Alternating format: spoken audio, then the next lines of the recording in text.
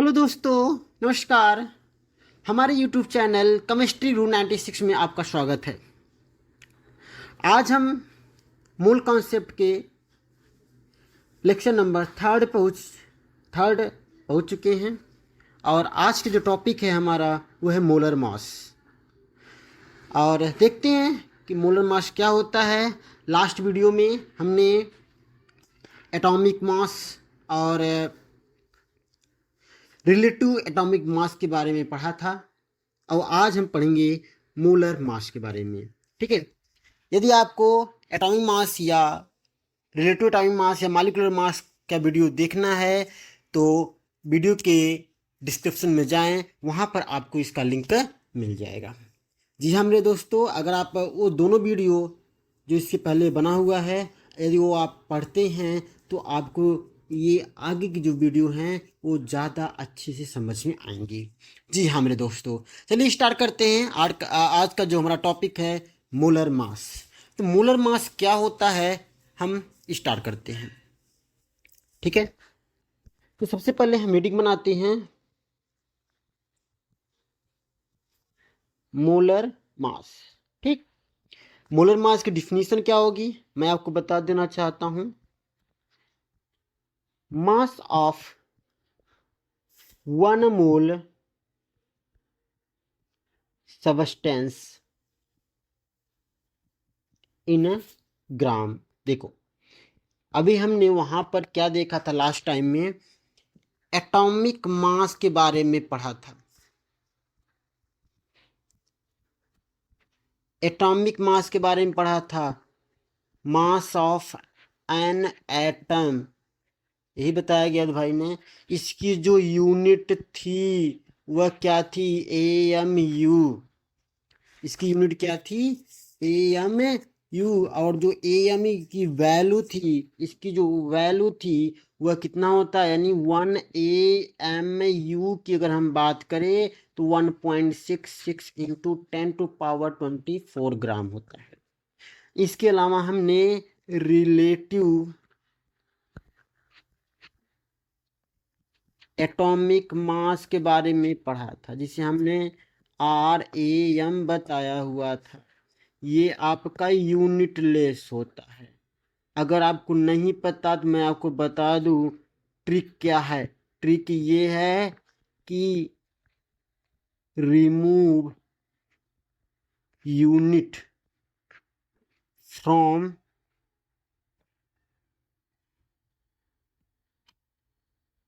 Atomic mass of an atom. ठीक है, अगर एटम की आपको क्या करना है, ध्यान दो, remove unit from atomic mass of an atom, यानी कि एटम से आपको क्या करना होगा, जैसे कि हमने बताया था ऑक्सीजन की जो एटॉमिक मास 16 AMU होती है और इसमें से AMU यानी यूनिट हटा दीजिए तो इसकी ये क्या हो जाएगी, रिलेटिव एटॉमिक मास कही जाती है। इसके अलावा मैंने आपको बताया था मॉलिक्यूलर मास के बारे में। तो मॉलिक्यूलर मास क्या होता है उससे हम थोड़ा सा ध्यान देते हैं। हमने बताया था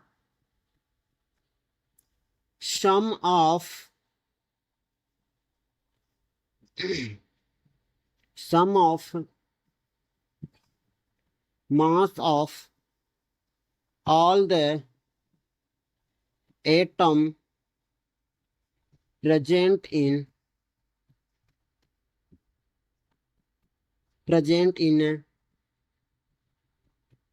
मॉलिक्यूल, यही बताया गया था। जैसे कि हमने एग्जांपल लिया था H2O 2 × H plus 16, sorry H का हो गया 1, ये कितना आ गया आपका 8। ये सब बातें मैं पिछले लेक्चर में कर चुके हैं।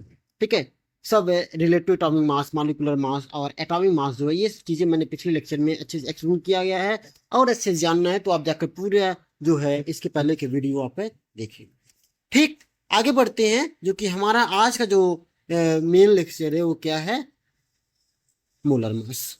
तो ये मोलर मास है, मास ऑफ 1 मोल सबस्टेंस इन ग्राम। अब समझ जाइए, यहाँ पर देखिए मैं एक दूसरे से रिलेट कर रहा हूँ। जैसे कि एटॉमिक मास था, क्या था, मास ऑफ एन एटम।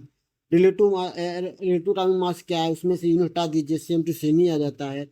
अब यहाँ पर मोलर मास क्या है, मोलर मास में ये बताया जाता है mass of 1 mole substance. 1 mole substance की जो मास होगी उसे क्या कहेंगे हम, मोलर मास कहते हैं। अब मोलर मास किस में आएगा, आपका ग्राम में आएगा। किस में आएगा, ग्राम में आएगा। मैं फिर से लिख रहा हूं यहाँ पर, जो मोलर मास है, मोलर मास का मतलब क्या हुआ यहाँ पर, mass of 1 mole substance in gram. That means यहाँ ग्राम लिखा गया है, इसकी यूनिट ग्राम में होगी, ये आप समझते रहिएगा। और मैं आप बता दें कि यहाँ पर 1 मोल यूज किया जा रहा है। क्या यूज किया जा रहा है, 1 मोल। तो मैं आपको 1 मोल के बारे में थोड़ा बता देता हूँ। 1 मोल जो होता है, इसकी वैल्यू 6.023 10⁻23 पार्टिकल होता है। कुछ लोग इसके जानते भी होंगे इसके बारे में, अगर नहीं जानते हैं तो जान लीजिए। तो 1 मोल है, 1 मोल की वैल्यू जो है 6.023 इंटू 10⁻23 पार्टिकल होते हैं। और ये पार्टिकल में जो है, ये जो पार्टिकल है, ये एटम भी हो सकता है, मॉलिक्यूल भी हो सकता है, और इसके अलावा ये आयंस भी हो सकते हैं। ठीक है, पार्टिकल में तीनों आते हैं, एटम भी हो सकते हैं, मॉलिक्यूल्स भी हो सकते हैं। मतलब 1 mole is equal to 6.023 10⁻23 atom या मॉलिक्यूल्स या आयंस भी हो सकते हैं। और ये वैल्यू जो है, इसी वैल्यू को हम अवोगाद्रो नंबर भी कहते हैं। क्या कहते हैं, Na से रिप्रेजेंट किया जाता है, इसे कहा जाता है अवोगाद्रो नंबर। अवोगाद्रो नंबर कहा जाता है। दैट मीन्स यदि आपको अवोगाद्रो नंबर की वैल्यू पूछी जाए तो सेम वैल्यू होगी 6.023 10⁻23 पार्टिकल। ठीक, ये वैल्यू सेम है, ये वैल्यू आपकी सेम है। बात समझ में आ रही है? आई होप आपको ये मोलर मास समझ में आ गया होगा। नहीं, 1 मोल सबस्टेंस की, 1 मोल सबस्टेंस की जो मास होगी वो क्या होगा भाई, मोलर मास होगी। सिंपल सा है। तो अब 1 मोल सबस्टेंस और 1 मोल कितना होता है, 6.023 10⁻23 पार्टिकल होते हैं। जैसे आप समझिए, आप एग्जाम्पल समझिए, एग्जाम्पल से। ठीक है, एग्जाम्पल समझिए। एग्जाम्पल मैं देता हूँ आपको। जैसे कि सपोज करिए कि 5 ग्राम सबस्टेंस है, कितना, कोई सबस्टेंस है 5 ग्राम। ठीक है, अब उस सबस्टेंस 5 ग्राम में, अब इसका हमें क्या निकालना है, मोलर मास निकालना।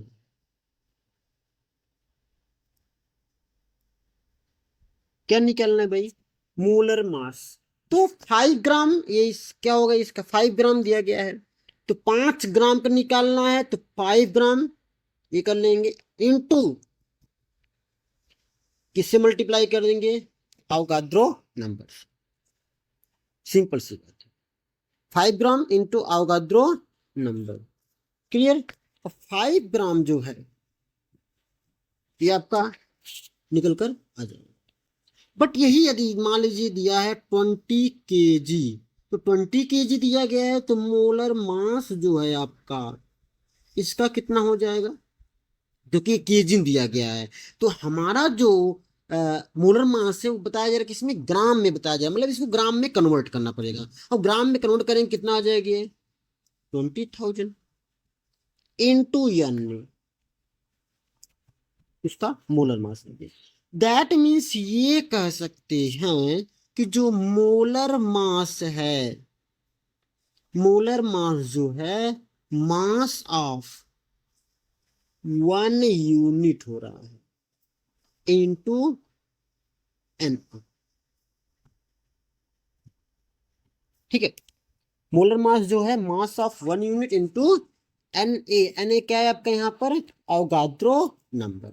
जैसे कि हमें यदि ये पूछना हो, समझिए, अगर हमें ये पूछना हो कि भाई मोलर मास क्या हो, ऑक्सीजन की मोलर मास बताइए, मोलर मास ऑफ ऑक्सीजन, तो सबसे पहले क्या करेंगे, मास ऑफ ऑक्सीजन एटम लिख लेंगे यहाँ पर इंटू एन, ए से मल्टीप्लाई कर देंगे। और ऑक्सीजन की जो मास हो रही है 16 AMU हो रही है, और ये क्या हो रहा है, Na। तो अब इन दोनों की वैल्यू रखना पड़ेगा, किसकी इसकी वैल्यू रखी जाएगी, AMU और Na। समझ में आ रहा है ना, समझ में आ रहा है, ओके। तो यहाँ पर 16 इंटू AMU की वैल्यू हमने क्या बताया था आपको, जी हाँ, AMU की वैल्यू कितनी हो गई, 1.66 इंटू 10⁻⁻23 ग्राम में, ठीक है। इंटू Na की वैल्यू हमने बताया अभी आपको 6.023 इंटू 10⁻⁻23 ग्राम, ठीक है। अब इन दोनों को क्या करना होगा, तीनों को मल्टीप्लाई करना होगा। और मैं आपको एक सिंपल सा ट्रिक बता दे रहा हूँ, ये आप समझिए। जब आप इन दोनों को मल्टीप्लाई करते हैं ना, किसको किसको, 1.66 इंटू 10⁻23 एंड 6.023 10⁻23, ये आता है 10.2 इंटू 10⁻⁻1, ये अप्रोक्स 1.02, या इसे हम सिमिलर ये राइट कर सकते हैं 1। बात समझ में आ रहा है। तो ये सिंपल सा है, जब भी आप AMU और Na यानी 1.66 इंटू 10⁻24 एंड 6.023 10⁻⁻23 ग्राम का मल्टीपल करते हैं, तो अप्रोक्स से क्या राइट कर सकते हैं, 1 राइट कर सकते हैं। अब ये न्यूमेरिकल वैल्यू को सॉल्व करने में आपको इजी हो जाएगा। ये आप दिमाग में अपने कॉन्सेप्ट को आप फिट कर दीजिए कि ये दोनों मल्टीप्लाई करेंगे तो 1 आएगा। दैट मीन्स अब यहां पर देख रहे हैं 16 इंटू ये दोनों की वैल्यू 1 हो गई, यहां पर हम क्या राइट कर सकते हैं, 1 राइट कर सकते हैं। यहां पर हम क्या राइट कर सकते हैं, 1 ग्राम, यानी कि कितना आ गया ये 16 ग्राम हो गया। कितना हो गया 16 ग्राम। किसका आया ये, molar mass of oxygen atom कितना आ गया 16 ग्राम। बात को समझिएगा। इसी तरह से अगर हम आपको निकालिए, देखिए ऑक्सीजन का एटॉमिक मास कितना था, ये भी ध्यान देना होगा। Atomic mass of oxygen atom कितना था 16 AMU, ठीक। Relative atomic mass of oxygen atom कितना था 16 था। अब इन तीनों में देखिए आपको एक रिलेशन मिलेगा, मिल रहा है। तीनों में कॉमन क्या हो रहा है इसको देखिए आप, यहां पर 16 ग्राम 16 AMU 16, न्यूमरल वैल्यू तो सेम ही हो रही है, केवल यूनिट की चेंज हो रही है। न्यूमरल वैल्यू सब में सेम हो रही है, केवल क्या चेंज हो रहा है, यूनिट। मोलर मास ग्राम में है, एटॉमिक मास AMU में है, RM जो है आपका वह यूनिटलेस। समझ में आ रहा है। दैट मीन्स हम ये कह सकते हैं कि ये ऑक्सीजन है, और ऑक्सीजन की हम एटॉमिक मास की बात करें, रिलेटिव एटॉमिक मास की बात करें, या फिर मोलर मास की बात करें, तो अगर हम एटॉमिक मास की बात करें तो 16 AMU 16 एंड 16 ग्राम। बात समझ में आ रही है। अब एक दूसरे को हमें अगर पता है, एटॉमिक मास पता है, तो उसका हम रिलेटिव एटॉमिक मास भी पता कर सकते हैं और मोलर मास पता कर सकते हैं। करना क्या है, केवल यूनिट, यूनिट को ध्यान में रखना होगा। किसको ध्यान में रखना होगा, यूनिट को ध्यान में रखना होगा। बात समझ में आ रहा है ना, यूनिट को आपको पता होना चाहिए, ठीक। जैसे कि हम सोडियम की बात करें तो सोडियम एटम जो है, सोडियम एटम की atomic mass, Rem relative atomic mass, molar mass. तो इसकी जो एटॉमिक मास है वो कितना होता है? सोडियम की एटॉमिक मास कितनी होती है पता है आपको? 23। जी हाँ, कितना होता है? 23 mu। तो ये इसका कितना हो जाएगा? 23, और ये कितना होगा? 23 ग्राम। सिंपल सा। आप इसी तरह से H2O मॉलिक्यूल से रिलेटेड बात कर लेते हैं हम थोड़ा सा। अब देखिए यहाँ पर H2O की बात कर लेते हैं। अब H2 में हमने जो मॉलिक्यूलर मास इसी तरह से होता है जैसे हम एटॉमिक मास से रिलेट कर रहे हैं, उसी तरह से रिलेट कर सकते हैं। ठीक है, molecular mass, relative molecular mass, और यहां पर क्या आ जाएगा? इसका मोलर मास। तो इसकी मॉलिक्यूलर मास थी वह कितनी थी? 18U। इसका ये कितना था? रिलेटिव एटॉमिक मास कितना था? 18 आ जाएगा। अब मोलर मास निकालेंगे तो कितना आ जाएगी? 18 ग्राम आ जाएगा। आई होप आपको ये समझ में आया होगा। और ये जो बता रहे हैं ये ध्यान रखिएगा, नोट में लिख लीजिए आप। ये जो 18 है ये कितने का मास है? Mass of 1H2O molecules. ये एक H2O की मास की बात हो रही है, मॉलिक्यूलर मास। ठीक है, और ये क्या है आपका? रिलेटिव मॉलिक्यूलर मास, और ये आपका क्या है? Molar mass. आई होप आपको समझ। दोनों देखिए सब में केवल केवल यूनिट का अंतर है, यूनिट का डिफरेंस है, यूनिट का ही डिफरेंस है। यहां पर जो मोलर मास की यूनिट हम लिखते हैं, यूनिट ऑफ मोलर मास, क्योंकि देखिए वहां पर 1 मोल का हम निकालते हैं इन ग्राम में। मास हमने बताया था क्या डिफिनीशन क्या होता है उसका? Mass of 1 mole substance in gram. That means हम यहाँ पे यूनिट क्या लिखेंगे? ग्राम पर मोल। वही बताना चाहते हैं, मास ऑफ 1H2O मॉलिक्यूल का है। 1H2O मतलब पर मोल डिफाइन किया जाता है किसको? मोलर मास को। मोलर मास को हमेशा पर यूनिट पर मोल डिफाइन किया जाता है, यानी कि इसकी जो एक्चुअल में यूनिट आएगी वह क्या होनी चाहिए? ग्राम पर मोल होती है। आपको याद रखना पड़ेगा। जी हाँ मेरे दोस्तों, आई होप आपको ये वीडियो अच्छी लगी हो। यदि आपकी वीडियो मेरी वीडियो समझ में आ रही है तो आप इसे लाइक करें, सब्सक्राइब करें, शेयर करें। और इसकी यदि आपको नोट्स चाहिए तो नीचे डिस्क्रिप्शन वीडियो के डिस्क्रिप्शन लिंक में जाएं और वहां पर आपको हमारा व्हाट्सएप चैनल मिलेगा, और व्हाट्सएप चैनल पे जाएं और वहां पर आपको इसके नोट्स मिलेंगे। सभी वीडियो लेक्चर के वहां पर आपको नोट्स अवेलेबल मिलेंगे। जी हाँ मेरे दोस्तों, धन्यवाद।